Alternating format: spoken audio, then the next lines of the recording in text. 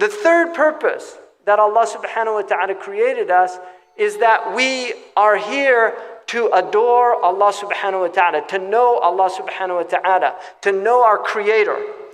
Allah subhanahu wa ta'ala, when He said that مَا خَلَقْتُ الْإِنسَ وَالْجِنَّ وَالْإِنسَ إِلَّا لِيَعْبُدُونَ, I only created the sprites and the spirits and the humans to worship. Ibn Abbas said, لِيَعْرِفُونَ, in order to know me. So the ibadah comes out of knowledge. You have to know Allah subhanahu wa ta'ala.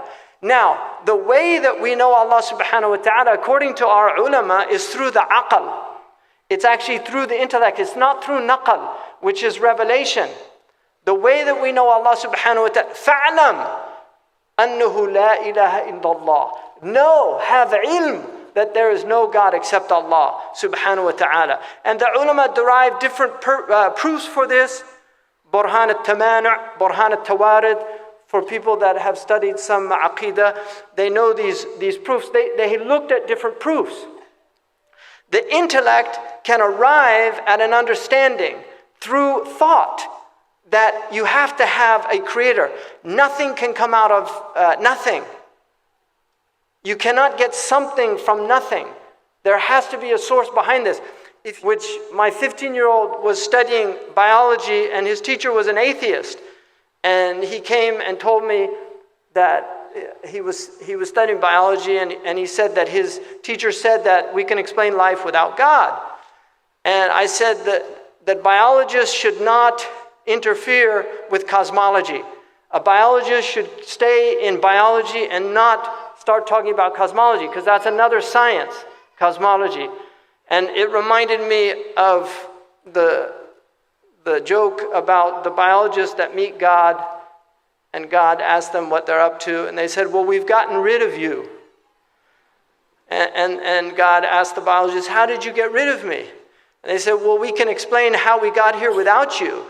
And he said, well, how would you do that? They said, well, first we take some cosmic dust. And God says, no, wait a second, get your own dust. Right? You see, because where did it all start? Where did we come from? Even if evolution explained how we have evolved as a species, it doesn't explain where the original material came from. Man cannot bring anything into existence from nothing. He makes organs from already existing cells. The cloning comes from already existing cells. He's now in stem cell research and doing all of these things. Everything that he makes has pre-existing materials. We cannot make anything out of nothing. It's impossible for humans to do that, because nothing comes from nothing. And this is why my own teacher said, كَذَبَ الْمُلْحِدُونَ. The atheists are liars. الْعَدْمُ لَا يُوجِدُ الْوُجُودِ. Non-existence cannot bring existence. الْفَوْضَى لَا يُكَوِّنُ النِّظَامِ. Anarchy or chaos cannot bring order into existence. الْجَهِلُ لَا يَلِدُ الْعِلْمِ. Ignorance cannot bring knowledge into existence. And then he said, إِنَّمَا هِيَ انْتِكَاسُ عَقْلِيٍّ كَمَنْ يَمْشِي عَلَى رَأْسِهِ وَرِجْلَاهُ فِي الْهَوَىٰ. This is the inversion, this is an intellectual inversion of reality, like somebody who's walking on his head and his feet are in the air.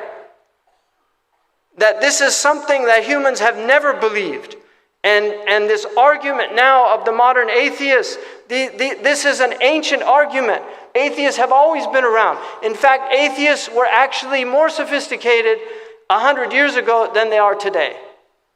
And this is the truth, because 100 years ago they were well versed in philology, like Nietzsche. They were well versed in, they were profound philosophers.